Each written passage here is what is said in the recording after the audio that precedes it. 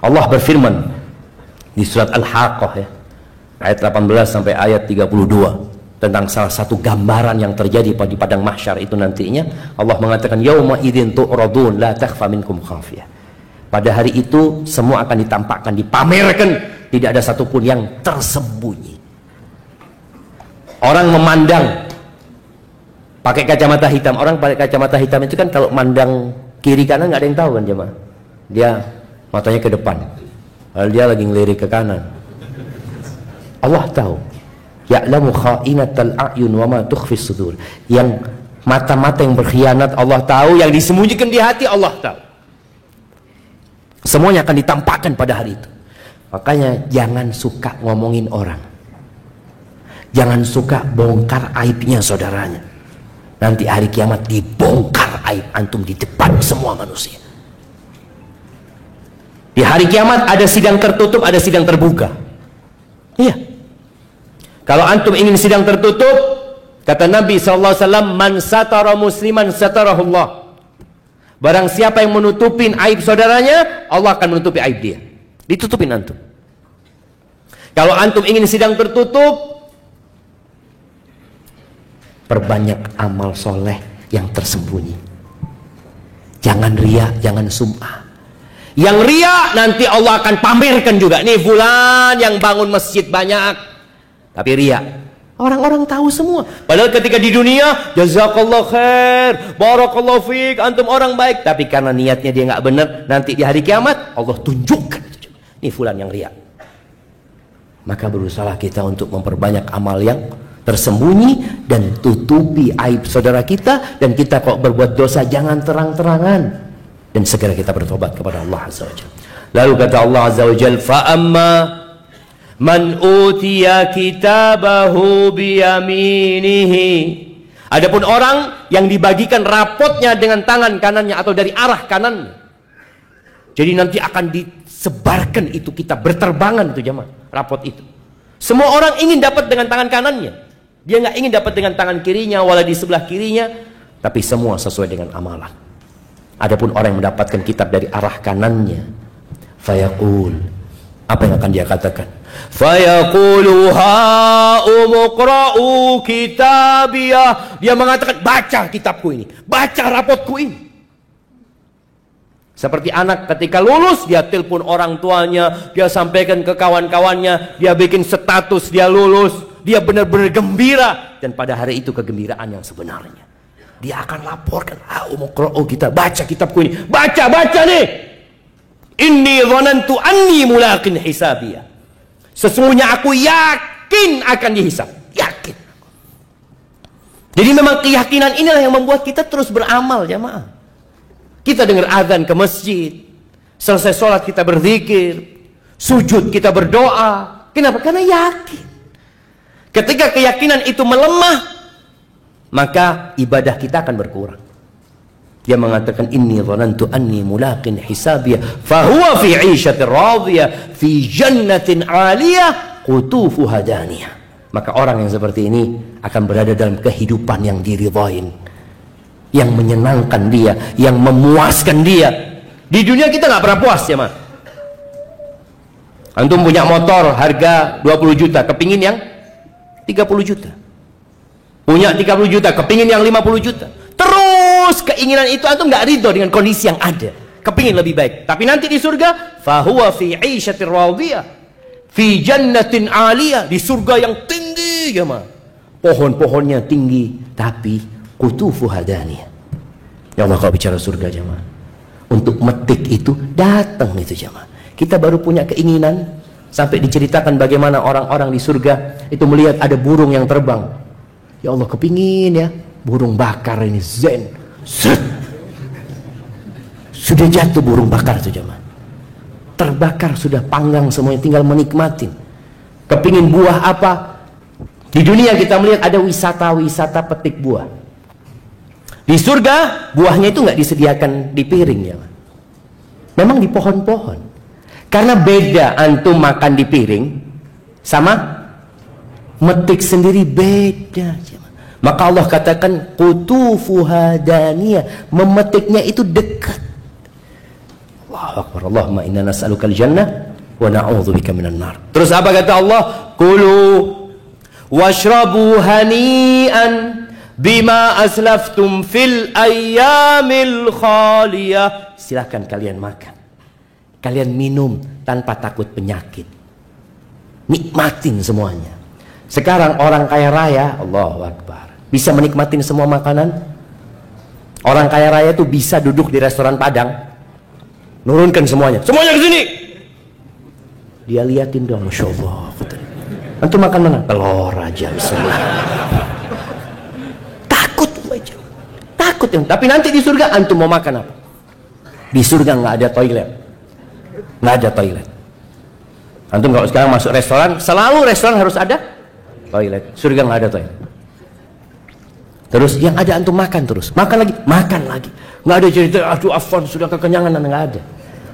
Antum makannya menikmatin terus. Nggak ada ceritanya bosen. Ketika dikasih anggur, aduh ini yang kemarin ini. Nggak ada. Di surga itu terus berubah dan lebih enak lagi, lebih enak lagi, lebih enak lagi. Maka dikatakan kulu washrabu hani'an, atas dasar apa yang kalian kerjakan di hari-hari yang dulu. Jadi pada hari kiamat nanti itu semuanya sesuai dengan amalan. Di dunia tidak.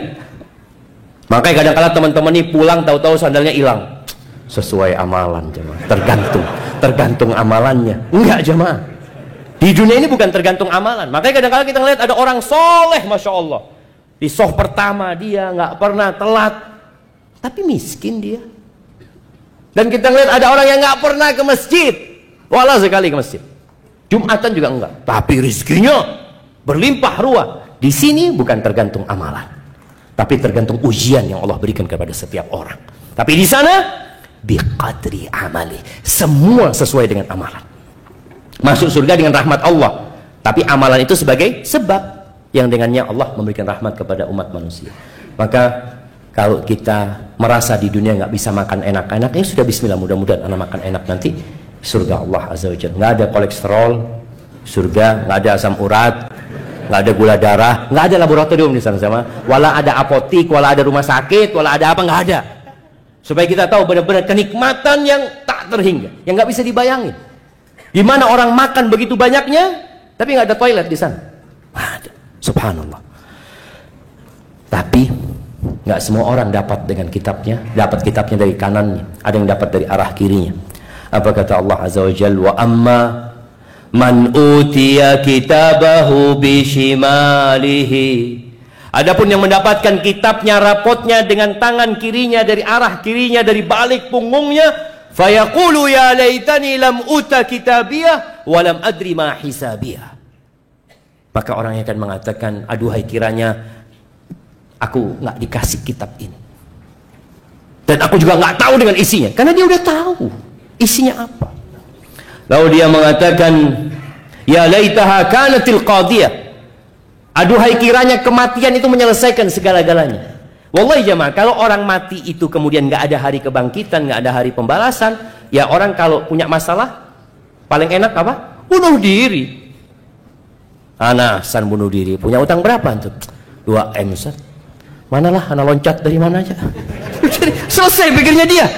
Orang yang punya penyakit parah, daripada dia tersiksa, ahsan bunuh diri. Orang yang mau ditangkap sama polisi, antum lihat ada kejadian, ada banyak kejadian yang kita harus belajar. Jangan sampai antum ditipu sama setan. Ingat, ada kejadian seorang TNI yang hendak membunuh istrinya. Iya, dia berusaha untuk bunuh istrinya karena dia mau kawin lagi. Betul gitu jamaah? Antum jangan sampai berpikiran seperti itu jamaah. Ya anak Ustaz mau kawin lagi tapi nunggu mati istri anak Ustaz. Tapi kalau nggak mati-mati dia Ustaz. Astagfirullahaladzim. Jangan. Ini orang ini berusaha untuk membunuh istrinya kan dia mau nikah sama pacarnya. Dia kirim orang untuk membunuh, subhanallah, istrinya nggak mati jamaah. Akhirnya karena ketahuan dia, apa yang dia lakukan? Dia bunuh diri. Dapat apa dia? Bayangkan bagaimana setan membisikkan orang ini kepada orang ini. Berbuat ini, berbuat ini, berbuat ini. Akhirnya dia melakukan dosa yang diancam berada di neraka. Bunuh diri. Jangan berpikir dengan bunuh diri selesai urusannya, ditungguin antum sama malaikat mungkar nakir di sana.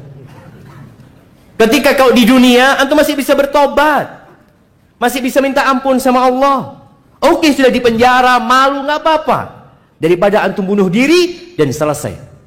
Antum sudah tidak bisa lagi menambah amalan, yang ada antum mati su'ul khatimah. Maka orang ini mengatakan, ya laitaha kanatil qadiyah. Aduhai kiranya kematian itu memutuskan, udah selesai, sudah nggak ada apa-apa lagi. Lalu dia mengatakan, ma aghna anni maliyah. Hartaku nggak berguna buat aku. Wallah nggak berguna, jemaah.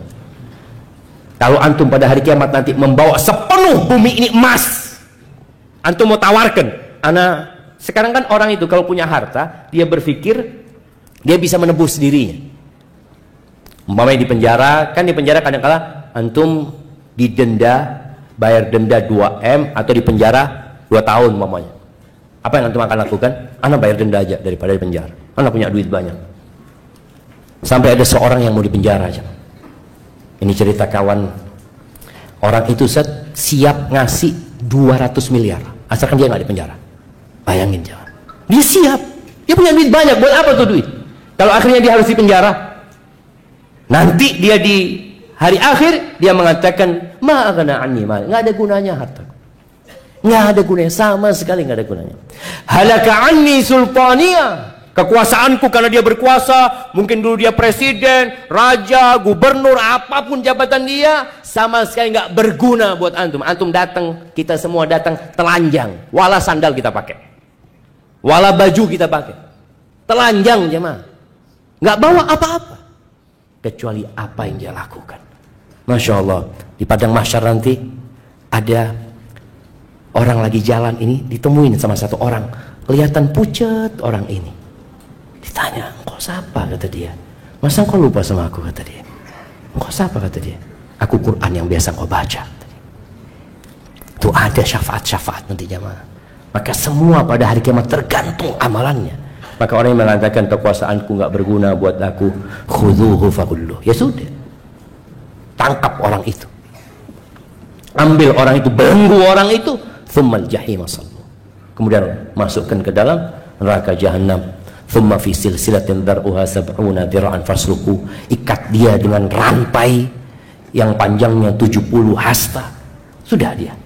Siksa dia gara-gara dia ya nggak beriman dengan Allah Azza wa Jalla, melakukan banyak dosa ketika hidup di dunia. Ahibati fillah, terakhir nih, sebelum kita masuk ke sesi tanya jawab, supaya kita dapat gambaran yang jelas ya tentang kenikmatan yang ada di sana dan tentang azab yang ada di sana. Kelak pada hari kiamat, kata Nabi SAW, sebagaimana Anas bin Malik meriwayatkan hadis ini, yu'ta bi an'ami ahli dunya min ahli nar yaumil qiyamah. Akan didatangkan orang yang paling nikmat hidupnya di dunia, tapi dia penghuni neraka. Paling nikmat sudah. Mungkin dia orang terkaya di dunia yang tidak pernah sakit, yang hidupnya sejak lahir sudah nikmat sampai mati nikmat, dia akan didatangkan pada hari kiamat. Lalu kata Nabi SAW, fayuqal ighmisuhu finnar ghamsah. Lalu dikatakan celup orang itu satu celupan di neraka. Satu celupan. Masukin, kemudian keluarkan lagi. Maka dicelup kemudian lalu dikeluarkan. Tsumma yuqalu lahu, ya ibna Adam. Lalu dikatakan kepada orang ini, wahai anak Adam, hal ra'aita khairan qat? Apakah kau pernah melihat kebaikan sekali? Hal marra bika na'imun qat? Pernahkah dalam hidupmu engkau lewat kepadamu kenikmatan satu aja? Apa kata orang yang mengatakan, la wallahi ya Rabbi ma ra'aitu khairan qat wa ma marra bi na'imun qat. Dia mengatakan, wahai Tuhanku, demi Allah, aku nggak pernah melihat kenikmatan wala merasakan kebaikan sedikit pun. Lupa aja. Karena memang kenikmatan dunia ini kenikmatan yang menipu.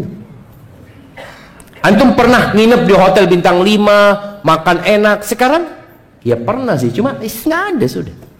Hanya tinggal kenangan. Begitu pula akan didatangkan orang yang paling susah hidupnya di dunia. Mungkin dia lahir cacat, dikena penyakit, susah secara ekonomi, dikucilkan di masyarakat, lalu orang ini dicelup ke surga satu celupan. Setelah itu ditanya, engkau pernah nggak susah?